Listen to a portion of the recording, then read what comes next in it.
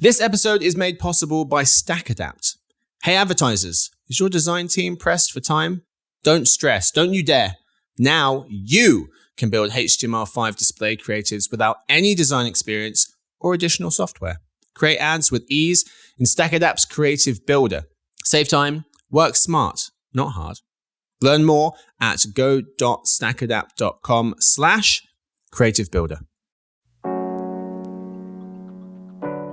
The biggest source of growth then in users and usage, at least here in the US, is going to be from, younger generations, and Instagram is going to have to strike a fine balance between ensuring the safety of those users and generating revenues from the platform.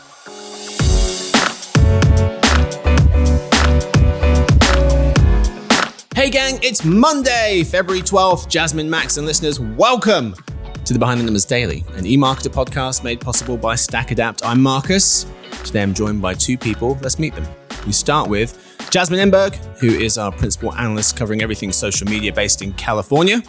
Hi, Marcus. Hi, everyone. Hello. And we also have with us one of our senior analysts on the digital advertising and media desk based in Philadelphia.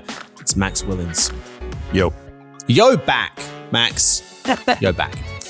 Today's fact. There are more possible variations of a game of chess than there are atoms in the known universe. Okay, why do we know this? Well, it became famous apparently when, I didn't realize it was famous, but it became famous in 1950. Mathematician Claude Shannon wrote his famous paper and came down to the conclusion that approximately 10 to the power of 120, so just an incalculable amount of possible games of chess, is higher than the estimated number of atoms in the universe. There are so many things you teach me on this podcast that I literally never thought about before. Teach is generous. Overshare, more accurate. I was being nice. I know, thank you. So this is how a game kind of like starts to play out and how it gets to that number. So the number of distinct chess positions after white's first move is 20. So you can go the 16 pawn moves, or you can move one of the 4 knights out total in the game. After the second move, there are 400. It goes from 20 to 400 distinct chess positions after white goes and then black goes. After white goes again, there are 5,000. After black goes again, there are tens of thousands. And by the fifth move in the game, in the whole game, there are potential 1 million variations of the board. This makes me feel a lot better about deciding to stop playing chess. Every time I would try to think about play, I just thought this is so complicated. Yeah. The mind boggles. It is. I taught someone to play chess once, and then they destroyed me thereafter. I think I got hustled is what happened. Talk about that later. Anyway, today's real topic, Meta.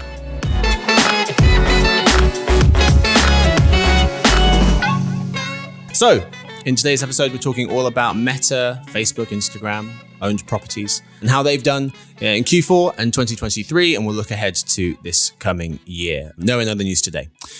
So, folks, let's start with Meta overall. In Q4, they made close to $39 billion in ad revenues worldwide. That's up 24% year on year. The previous Q4 ad revenue had fallen by 4%. So it's gone from -4 in Q4 of 2022 to +24 in Q4 of 2023. So it's quite the turnaround. We're going to play a newly renamed game called Slice of Pie. It was formerly Blame Pie until Stuart said change the name because it's stupid. So we're going to create pie charts as to reasons why Meta managed to grow ad revenue 24% in Q4. Max, what does your pie chart of reasons look like? So I have 3 slices that are interconnected, overlapping, knotted together like you've created a Venn diagram of reasons. Perfect. But basically, I would say that the biggest one is just kind of continued strength in and gravitation of people toward buying things online. I know that sounds a little bit silly, but Meta has done so much to optimize Facebook and Instagram to compel people to buy things on their platform, either via shops or via deep linking to advertisers' sites. And this is borne out in their Q4. They do break out to a certain extent which advertising verticals are contributing most of the growth. And e-com, which is already their largest, was also one of the chief drivers of the growth. And then you kind of thread that in with China, which, people that follow Meta very, very closely have known this for a while, but this started becoming quite apparent in the second half of last year that Chinese brands and manufacturers have basically learned the American D2C playbook and are running it to great success on platforms, Meta's platforms in particular. Mm-hmm. Susan Li, Meta's CFO, said that they contributed to 10% of revenue overall in the fourth quarter. Wow. Which is, not nothing. Yeah. That's real growth. Overall, 5 percentage points of the growth that they saw this year were from China alone. And what's crazy too is that this also, just to the thing that speaks to how widely emulated and replicated this strategy was, in calls with investment analysts after they reported their earnings a couple of weeks ago, Susan Li also mentioned that 2/3 of their Chinese revenue came from advertisers that are outside of their top 10. So this isn't just Temu, pouring gallons and gallons of money into this system. This is lots and lots of smaller manufacturers, smaller brands, just finding easy money by using the system that Meta's built. Max, how big of a risk factor do you think that is going into 2024 then? It's funny that you asked that, because I was going to point to the fact that they should not expect this kind of upward momentum to continue, I don't think. And they're cognizant of that. They cautioned during that same call that the phrase that Susan Li used was that this growth would be hard to replicate. Mm-hmm. And in light of the major shock that's coming to the Chinese economy because of the problems in their property sector, the, just kind of continued sluggishness that you see in lots of different sectors, I think it's reasonable to expect that, it's going to be another big slice for Meta's business next year, but it might not, grow from 10 to 16 or something like that, or 10 to 20. And I think that, it's reasonable to ask, though, whether other kind of emerging economies might not follow a similar playbook. Like, why shouldn't a bunch of manufacturers in Vietnam try a similar playbook? And then the final thing is just the year of efficiency, which, I think a lot of people, when Mark Zuckerberg declared that 2023 would be the year of efficiency, they said, you would say that, wouldn't you? With your declining revenues and your, general levels of alarm floating around your business. But you got to give credit where it's due. I mean, in the fourth quarter, again, kind of pulling from that earnings release, they raised their revenue 25% and dropped their expenses by 8%. They doubled their operating margin. And there's just no way around the fact that their efforts to, slash costs in non-core areas, I think a lot of it is in their sort of sales infrastructure as more and more stuff gets automated, has really been good for them. Headcount down 20% as well from last year. That's correct. They did say that they're going to start kind of bumping that up in 2024, but a lot of it is going to be, engineers. They're not going to be hiring a bunch of, not very helpful salespeople. And the other big piece that's, I think, really important to flag here is that one of the ways that they managed to drive or get revenue back in gear was by just juicing their ad load and dropping the prices. Every single quarter of 2023 prior to Q4, you had seen, 20+% increases in supply of advertising across their family of apps, and usually a high single-digit percentage drop in the price of that inventory. In Q4, they had it, in fact, raise. It was modest. It was 2%, but still that breaks a really notable streak, and one that I think that they seem pretty confident that that's a streak that they can continue, even though Reels, while it's, revenue positive now, it still seems like it's not driving that much real value for them. So, Max, there were no shares in your answer, but it was a good answer. So it's not... I can carve those three up if you want. Let's do it, yeah. Okay. 50% e-com growth, 25% China, 25% efficiency. Very nice. Jasmine, what do you think of that pie? The only piece that I had added to my pie was really just the economy and improvements within the digital ad market overall. I think that increased advertiser demand. And one of the things that we're seeing, Snap reported earnings yesterday, is that this recovery has been somewhat uneven, or very much uneven, with some of these big players just getting bigger, Meta, of course, being one of them. But yeah, the year of efficiency really paid off for Meta. There's, can say what you want about the company. It may not be super innovative anymore. It certainly has its fair share of challenges, but it knows how to execute. And to me, it really proved that in 2023. A few numbers quickly from me that stood out. One, total ad revenue, when you zoom out, 2023 grew 16%. Last year, revenue had fallen by 1%. So quite the turnaround. 2, they added 25 million users in Q4. They're now at 2.1 billion worldwide. That's for Facebook.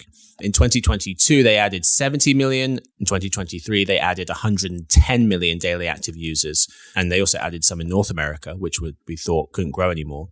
And then also their average revenue per user significantly up 20% year on year worldwide, up 16% in that all-important, highly lucrative North American region. Profit also was triple what it was from a year earlier, which is also good. Let's move to Instagram. Our colleague Minda Smiley just wrote a piece titled "How Instagram Evolved Under Meta and What's Next." We estimate that the platform made $25 billion in US ad revenue last year. It'll be up 17%. Our forecasting team have just over half of American smartphone users on Instagram. But Jasmine, what's next for the platform? Instagram has been picking up Facebook's slack in terms of users and usage for years. I mean, if you just think back to how important it was that Facebook purchased Instagram back in 2012, I think it's really made that clear. It's also really important to Facebook's business. You know, I mean, Instagram accounts for a relatively significant share of Meta's overall revenues. And Max started to allude to this when he talked about Reels. And yes, there, are some signs that there is a ceiling to, Reels monetization, and something that we pointed out already in Q3. But it has become a strong part of Instagram's business and the short video landscape. I think the biggest challenge, or one of the biggest challenges for Instagram going into this year, is the issues surrounding young people and teens in particular. I would say that Instagram is to Gen Z kind of what Facebook is to millennials. It's, this necessary platform, but not one where they're, necessarily spending most of their time. And the biggest source of growth then in users and usage, at least here in the US, is going to be from, younger generations. And Instagram is going to have to strike a fine balance between ensuring the safety of those users and generating revenues from the platform. Yeah, Instagram, you mentioned contributing to a significant share of Meta's business. They're approaching a tipping point. They don't release Instagram revenue numbers, so we have to we pass those out with our forecasting team. But we estimate that this year, the Meta is getting 52% of its ad revenues from Facebook and 48% from Instagram. Next year, it will be pretty much neck and neck. And so we don't have 2026 yet, but if you play that trend forwards, that 2026, in theory, could potentially be the first year that Meta is making more money from Instagram than Facebook, if all trends continue. Yeah, I think what's interesting is to see how successful Instagram is in essentially pursuing the path that, TikTok is on and maybe kind of struggling on. I say struggling advisedly, and I would say, I mean it in a relative sense because their ad business is also doing very, very well. But their mission now is to sort of become an entertainment app where you can shop. You see the shop ads are now at a $2 billion run rate across Meta. There's, that also includes Facebook, but I would imagine most of that happens on Instagram. And what's going to be interesting is just trying to compare and contrast the balance that the two apps can strike. Seems to be a lot of anecdotal evidence that TikTok is pushing TikTok Shop a little too hard. And you get a lot of people who are kind of complaining that every time they log on, they are inundated with people hawking cheap crap at them. And Instagram so far has managed to sort of avoid that, but we'll see. I mean, again, to your point, as Facebook sort of stops being a growth engine, you can see that even, again, Meta is going to stop breaking Facebook user numbers out. Because that was huge. Yeah, I thought that was really, really notable. And in a way, it's kind of surprising it took them this long to do it because they've been sort of getting beaten up by people like Jasmine and myself. It's no longer a fast growing, object of intrigue for the tech press. And so anyway, it's just going to be really interesting to see which company can kind of out execute the other in terms of pursuing this shared vision of what they want their platforms to be. So let's talk about one of their other platforms, a pretty new one, and that's Threads. Our Jeremy Goldman just wrote that Meta's Twitter clone Threads is experiencing somewhat of a resurgence, saying download figures for the app tripled in December, according to App Figures data. The app secured top spots in download charts across major app stores. And during Meta's Q4 earnings call, Mr. Zuckerberg said Threads now has 130 million MAUs, up nearly 30% from Q3. Jasmine, what's going on with Threads at the moment?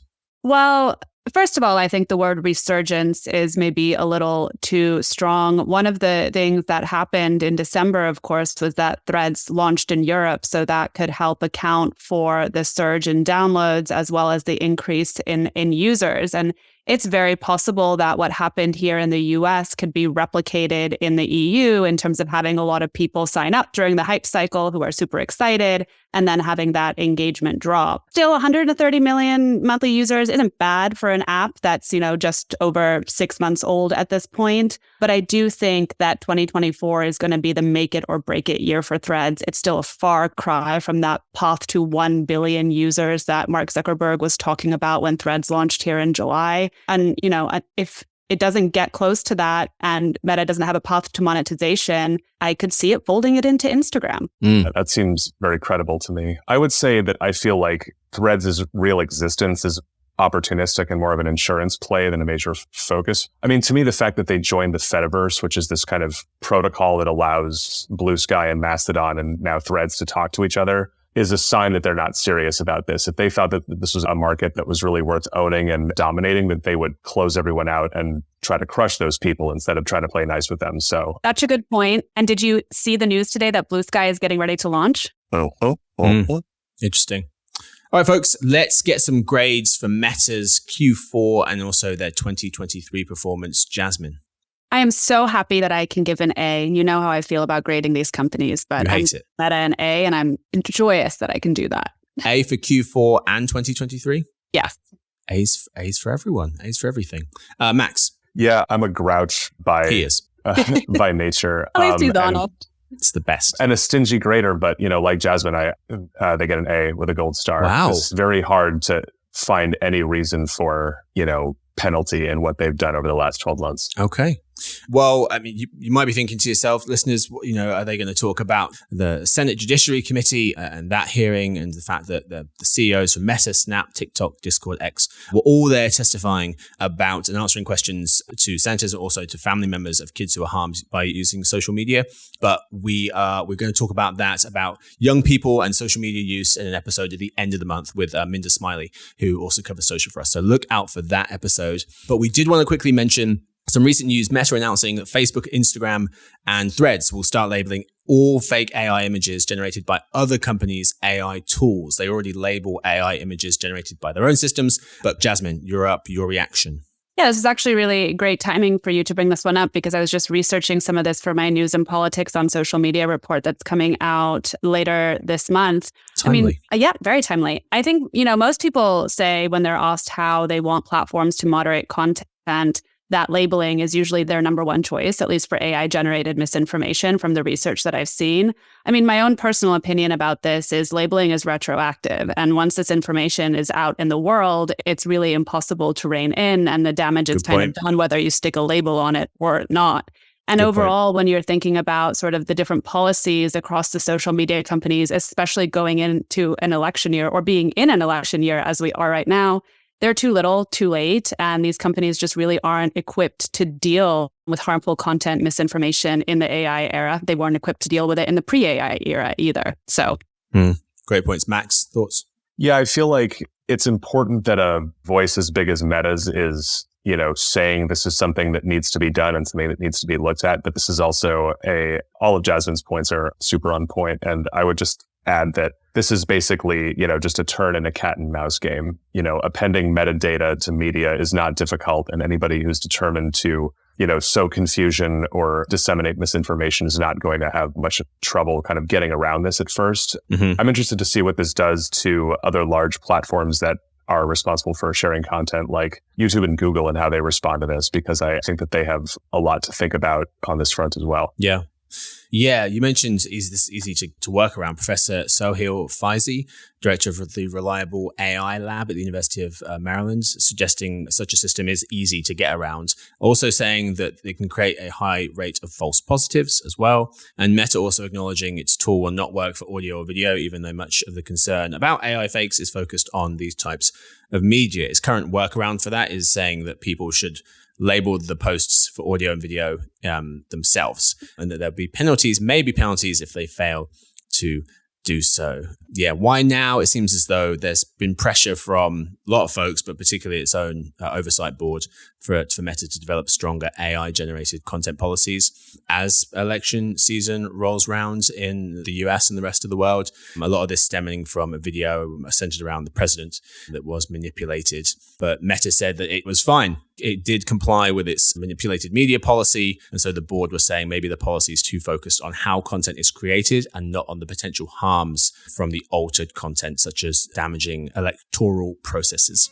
That is all we've got time for today's episode. Thank you so much to my guests. Thank you, Jasmine. Thank you, Marcus. Thank you, everyone. Thank you to Max. Always a pleasure, Marcus. Thank you. And thank you to Victoria, who edits the show, James, who copy edits at studio, runs the team, Sophie, who does our social media. And thanks to everyone for listening in. We hope to see you tomorrow for the Behind the Numbers Daily, an eMarketer podcast made possible by StackAdapt.